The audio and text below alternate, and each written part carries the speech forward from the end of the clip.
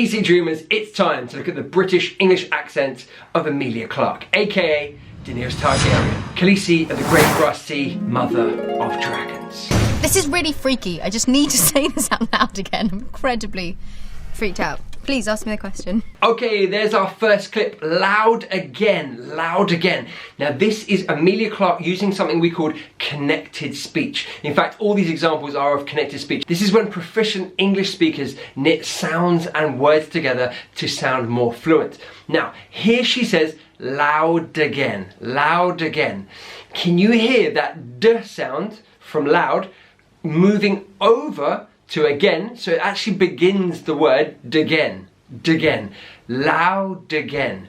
Now this is something we call linking, and it's when we have a consonant at the end of one word and a vowel sound at the beginning of the next word. We take that consonant sound and we link it over to the second word. So loud again. Now why do we do that? Because it just makes life easier for us to say these words. So especially when we're talking about fluent spoken English, it's spontaneous, so we want to link those sounds together, make life easy for ourselves.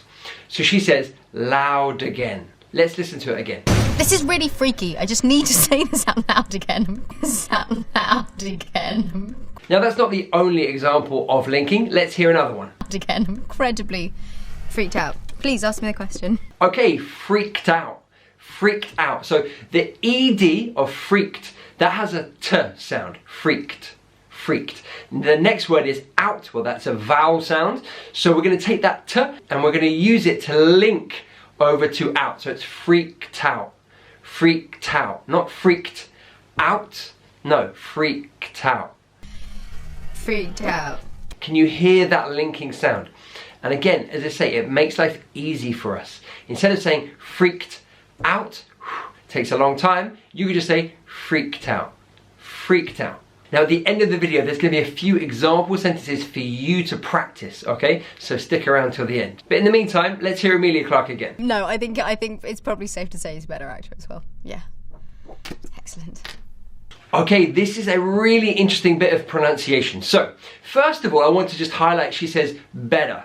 Better with that D sound on the T. This is something we call a flap T. It's used in American English. And although Emilia Clarke is from Britain, she's from London and Oxfordshire, I think. She was born in London, but she was raised in Oxfordshire. And she speaks with modern received pronunciation. She does use that flap T, the American D sound on a T. So better. I would say better or better, but she says better. So that's the first thing to notice. Probably safe to say he's better actor as well. You'll also notice that she uses something called an intrusive R. This is when we have one word that ends in a schwa, that better, and the next word begins with a vowel, so actor. So when we have a schwa, and then the vowel a, we use something we call an intrusive R to link them together. So better actor, better actor. So ractor is actually the sound that she makes. Better actor, better actor. Let's slow it down for you so you can hear. Probably safe to say he's better actor as well. Another example might be like better off, or better on. You can hear that as well. That R sound coming in there. Now I know that better ends with an R, but actually that ER at the end of a word, we always use a schwa sound in British English. So that's why this is an intrusive R, because it's not really there until you have a vowel sound coming straight after it. So then you would have better after, or better off, or better actor. So there you are, an intrusive R sound. I would love to have. In another life I would have gone to Oxford. But I decided to become an actor and do lie detector tests on camera instead. Okay, here's something really natural that we do in everyday spoken English, and that's using something called a weak form. And that's when we have a word like have, and yes, it can be said have, but it can also be said in other ways, depending on where it is in a sentence, or how quickly you're speaking, how spontaneously you're speaking. So I could say, I would love to have, sure. But Emilia Clarke says, I would love to have. I would love to have. And that's because it's spontaneous, and she doesn't want to put the stress there. I would love to have. I would love to have. I would love to have. So we've actually got a weak form on to and have. So it's to have. To have. Now, maybe in other situations she would say, I would love to have. I would love to have. Yeah, perfectly fine. But because this is spontaneous, she's using the weak form. So I would love to have. She then moves on to use something called a contraction when she says would have. I would love to have. In another life I would have gone to Oxford. But I decided to become an actor and do lie detector tests on camera instead. Would have. Now that should be would have in, two words separately, would have. But again, when we're speaking fluently, would have. Would have. So we're using that contraction there with a weak form on have. So would have. Would have. And that's a very common contraction that we use. Would have, could have, should have. All contractions that I would use in everyday spoken English. Another life I would have gone to Oxford. You have to do the whole thing. You can't turn your back. You have to curtsy. You have to say that he has his title, His Royal Highness, or something along those lines. Okay, 2 more examples of weak forms. Have to. Have to. So you got the have has turned to have, and then to is to. So have to. And she does this a couple of times in just a few sentences. You have to do the whole thing. You can't turn your back. You have to curtsy. You have to say that he has his title, His Royal Highness, or something along those lines. But I should have. I don't think he's ever watched my show. Okay, we talked about would have earlier on. Here she says should have. The same thing, should have. It's the same idea. It's a contraction of should have, but it's much easier to say should have. Should have. But I should have. I don't think he's ever watched my show. Fans say that your eyebrows have their own life. Yeah. Would you agree with that statement? Yeah, to the point where I hate it. Here's another example of linking hate it. Hate it. Now, hate, I know there's an E there, it ends with an E, but actually that's a silent E, so it does end with a consonant T sound. Obviously, it begins with a vowel sound, so we're going to take that T and link it to it. So, hate it. Hate it. And of course, it's possible to drop that T of it. Again, just makes life easier. Often the T's at the end of words do get dropped sometimes. So, hate it. Hate it. Yeah, to the point where I hate it. So clearly for you as an English learner, it's really important to kind of know what's going on in spoken English, to know what sounds to listen for, because yeah, in written English, hate it, okay, we understand those words, but when it's spoken, the sounds are very different. The actual sounds said are different from what's written. So hate it, you might think, hate it? That's 2 totally different words, but if you know what's going on with the linking sound, then you'll be able to decipher a bit better what's being said. Now, if you're someone that wants to improve your British English pronunciation, I have the course for you. I've created the ultimate guide to British English pronunciation. It's a 6-week course that takes you through everything you need to know, including connected speech. We go so deep into connected speech, you'll understand everything there is to know. Now the course opens really soon. I'm going to put a link in the description below. Go check it out, see if it's right for you. There are 2 options. There's the standard package where you get all the videos, 50 videos covering connected speech, stress and intonation, the key sounds of modern RP, and so much more. And then there's the Super Dreamer package where you get access to a private Instagram community with me where I do live Q&As. I post daily content all about accents. It's a really fantastic community that you can be a part of. So if you are interested, click the link below, go check it out. The course will be starting very, very soon.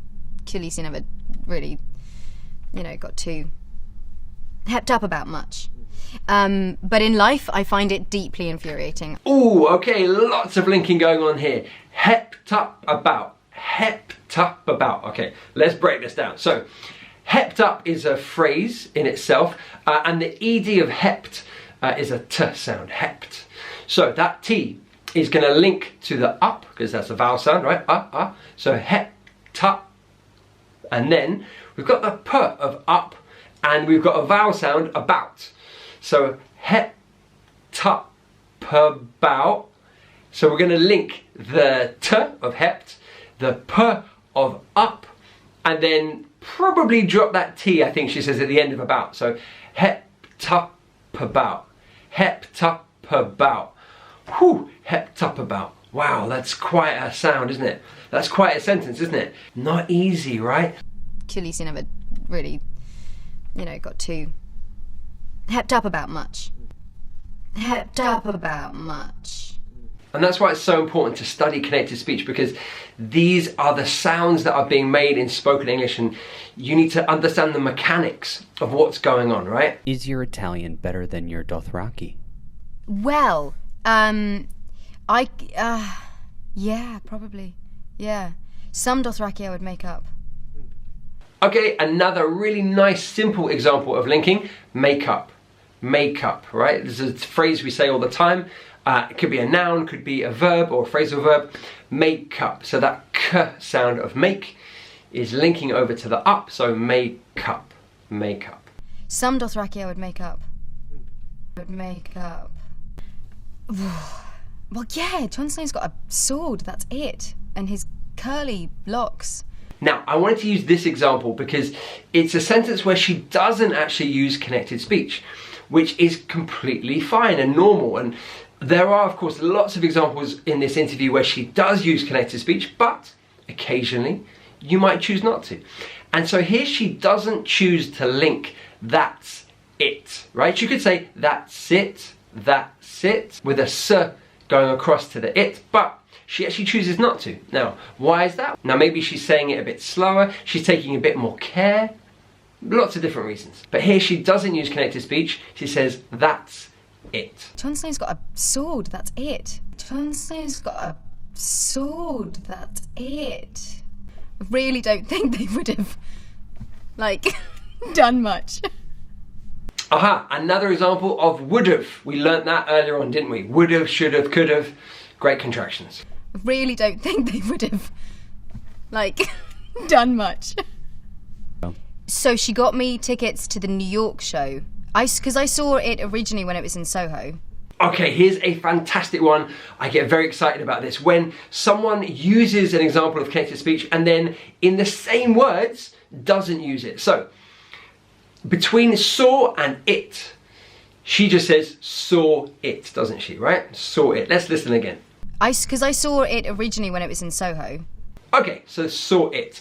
Now she says the same words a few seconds later, but she says them differently. Then saw it in New York because I wanted to see her. Okay, did you hear it? Saw it. Saw it. Then saw it in New York. That is our friend, the intrusive R once again. Now, why she used it there? Well, when we have a word that ends in an or sound, and the next word begins with a vowel sound, we use that linking R again that we saw earlier on with better off or better actor. So here she's saying saw it. So with saw, we add a R sound, that intrusive R, to link it across. So saw it, saw it. So she says it, saw it, and saw it. I'm going to play them to you side by side so you can compare them. Because I saw it originally when it was in Soho. Then saw it in New York. She then goes on to say it another time.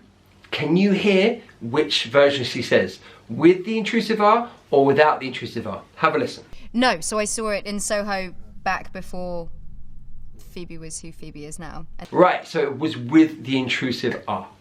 No, so I saw it in Soho.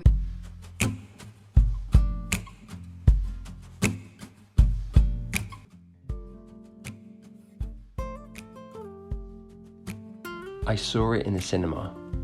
Saw it.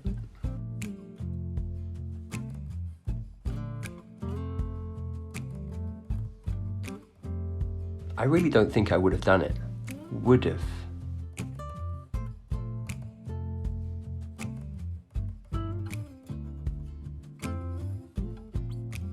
Daniel Craig is a better actor than Daniel Radcliffe. Better actor.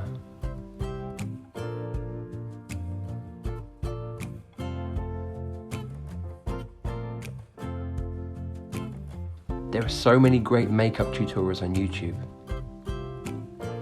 Makeup.